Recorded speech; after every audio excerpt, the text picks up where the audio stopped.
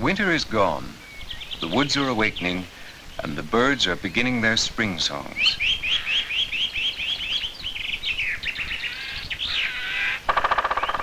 A strange hammering comes from the treetops. Is it someone working, or is it some kind of spring song? Let's have a closer look at these eager drummers. They're all woodpeckers. This is the great spotted woodpecker. Now the smallest of them all, the lesser spotted woodpecker. He's as small as a sparrow.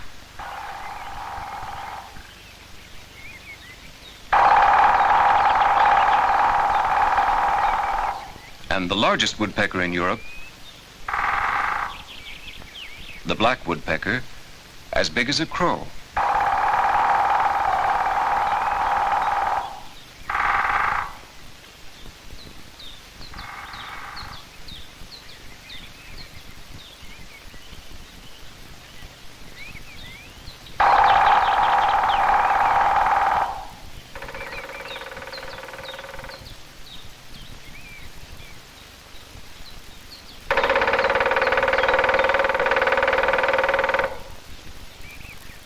The drummers are usually the male birds, and for their music making they choose dry branches, ones that give them the best resonance and range, for as always when a male is showing off, he is out to attract a female.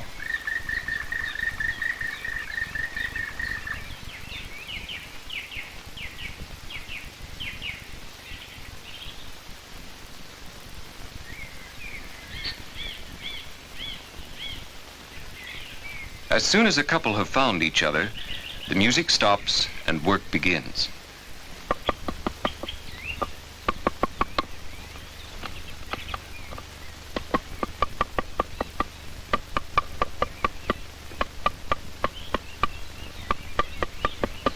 Real precision work, and it's amazing to see how close this carpenter hits past his toes.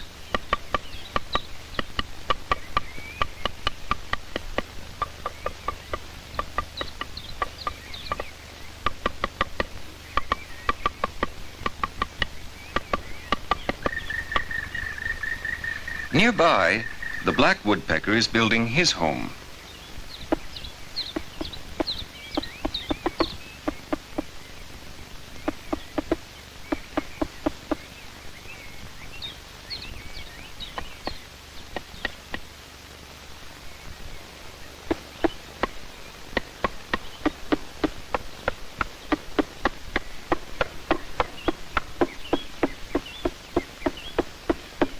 The tree hole for this tall gentleman must be 20 inches deep, and this isn't done quickly. So at regular intervals, the black woodpecker is relieved by his wife.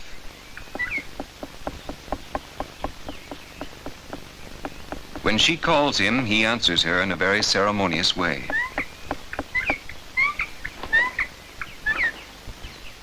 Now it is her turn, and he can rest a while.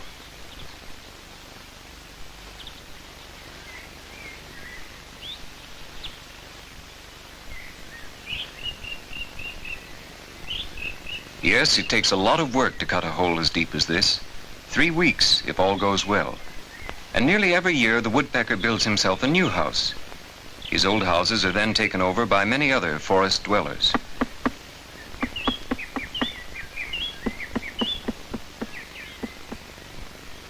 This jackdaw, for instance, can hardly wait for the apartment to be finished. But his mere appearance upsets the owner of the house under construction so much that for the time being, the woodpecker quits the field.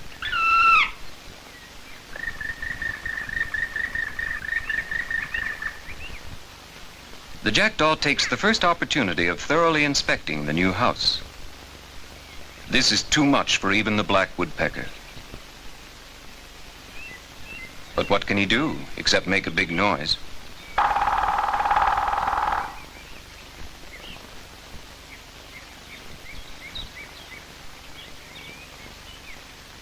He can only look on as another jackdaw arrives. Quite unconcernedly, the interlopers begin to set up house.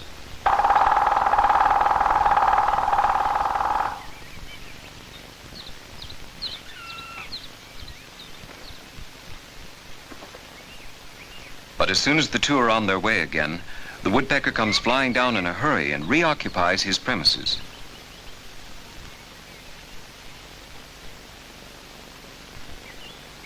So is rubbish.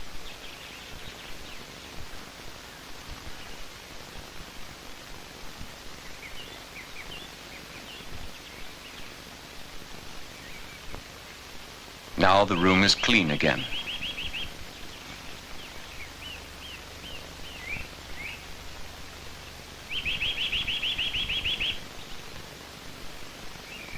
A neighboring apartment is being taken over by this small fellow, the nuthatch. Unlike North American nuthatches, he plasters up the entrance so much that no larger sized bird can enter. Cunning fellow.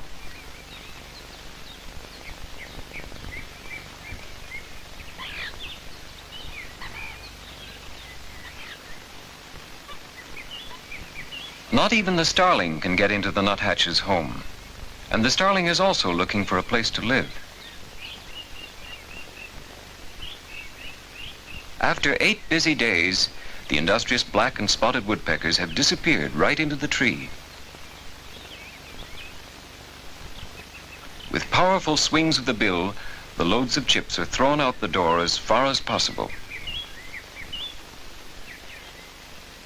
From now on, the house is under constant guard, for not only starlings, jackdaws, and nuthatches, but other birds depend on house building carried out by woodpeckers.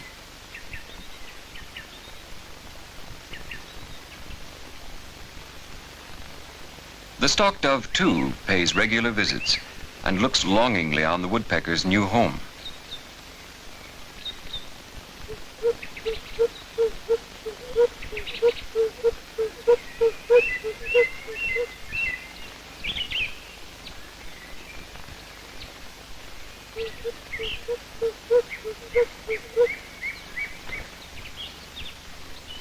Work goes on for 3 weeks. Then the living quarters are finished and ready for the new generation.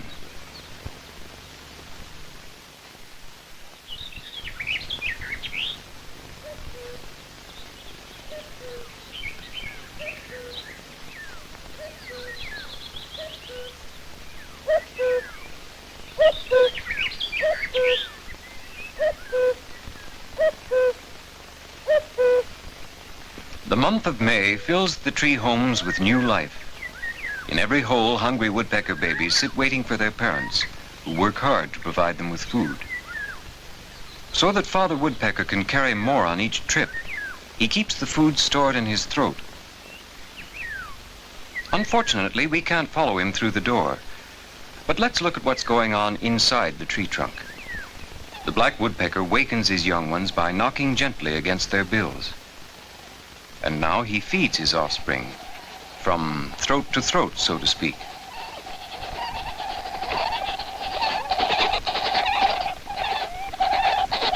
The house is built in such a way that the parents can enter head downwards.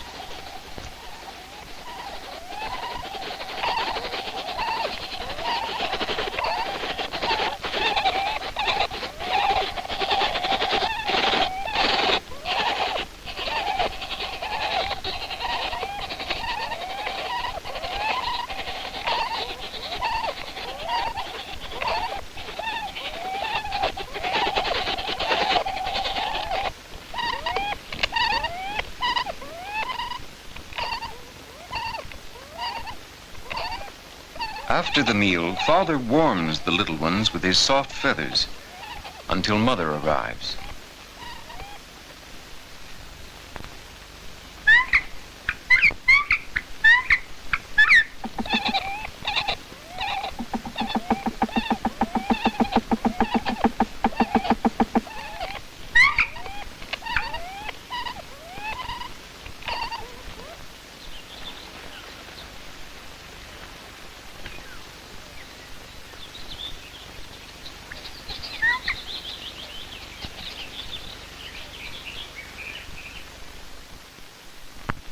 Here is another carpenter of the forest, the green woodpecker. Occasionally, he may use the same tree for several seasons, but usually he chooses a new one each year.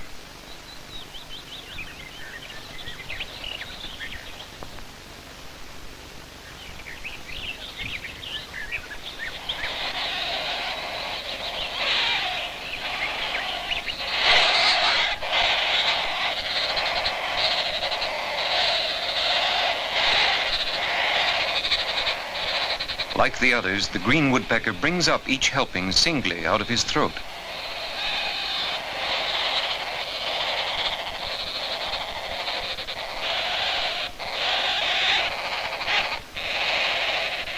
The food calls of the little ones sound through the forest.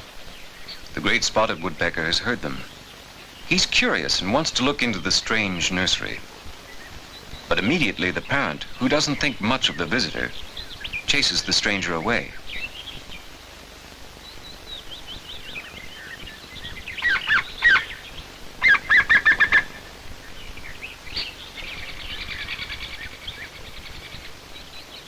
Let's follow the spotted woodpecker and see what's going on at his house.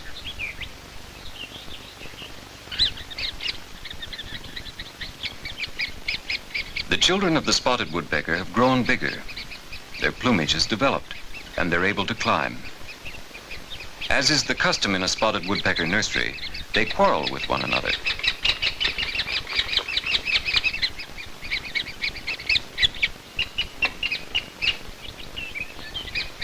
Mother would have liked to serve dinner long ago, but seeing this family upheaval, she decides to withdraw for the time being.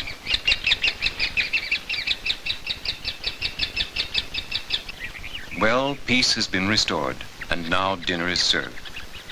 And at the same time, care is taken of cleanliness.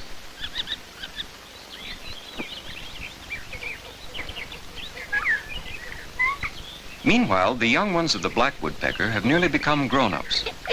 They are much better behaved at feeding time, even though they have to wait an hour or two between meals. Say, what's the matter with the black woodpecker?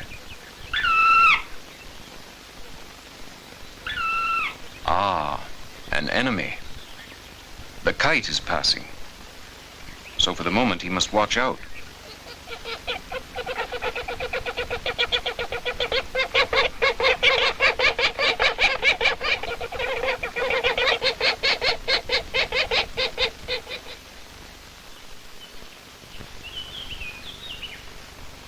One morning in July, we meet the young woodpeckers as they eat out for the first time.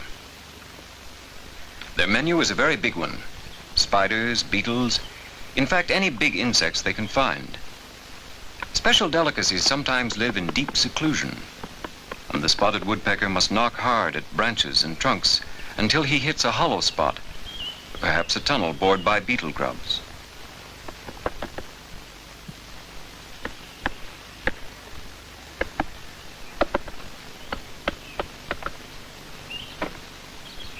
There. Now he's found something. The bill bores again.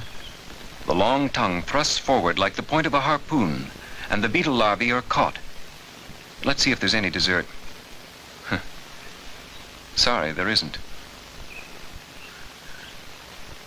The young green woodpecker on the neighboring tree can stick his tongue out still farther.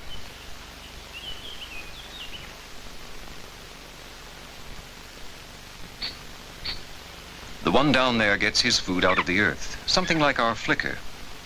He likes ants best, and with his bill he digs around in their hill. But the ants don't like this. They attack.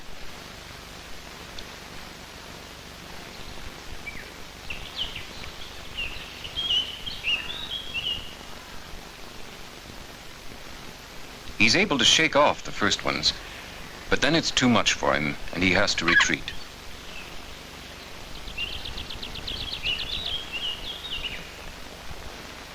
The green woodpecker tries another ant hill.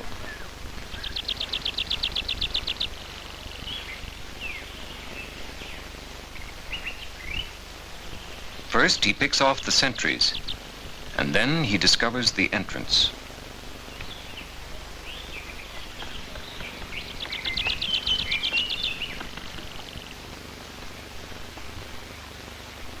Now he puts in his sticky tongue. He thrusts it out several times the length of his bill, and like a piece of sticky flypaper, all the ants and pupae in the way are licked up.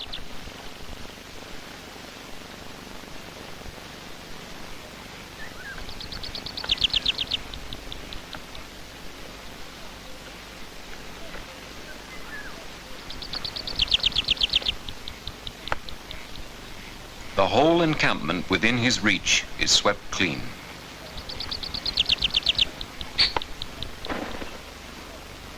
Why, there's our spotted woodpecker again. What attracts him now?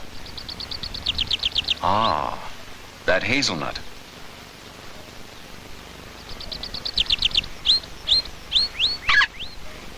The green woodpecker prefers his ants. The spotted woodpecker, this delicacy. But it's a hard nut to crack. He must work on it in the woodpecker's smithy. First, he shapes a holder to wedge the nut in.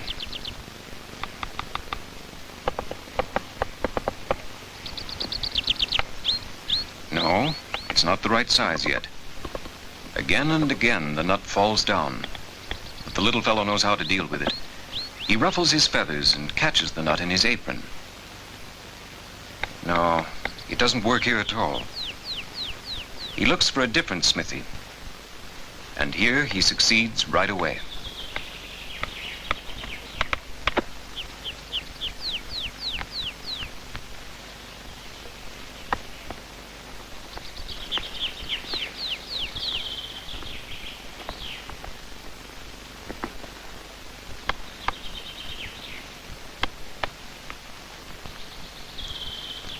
He has been on the move almost the whole day, always busy.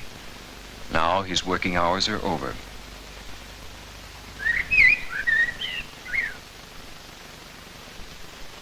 While gnats and dayflies dance in the light of the setting sun, the polecats and foxes leave their burrows.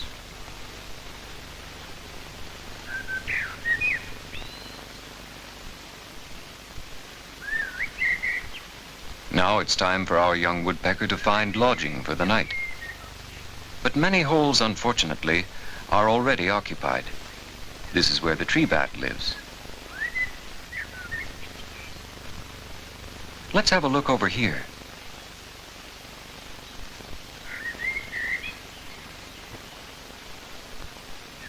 Oh, a sleeping dormouse.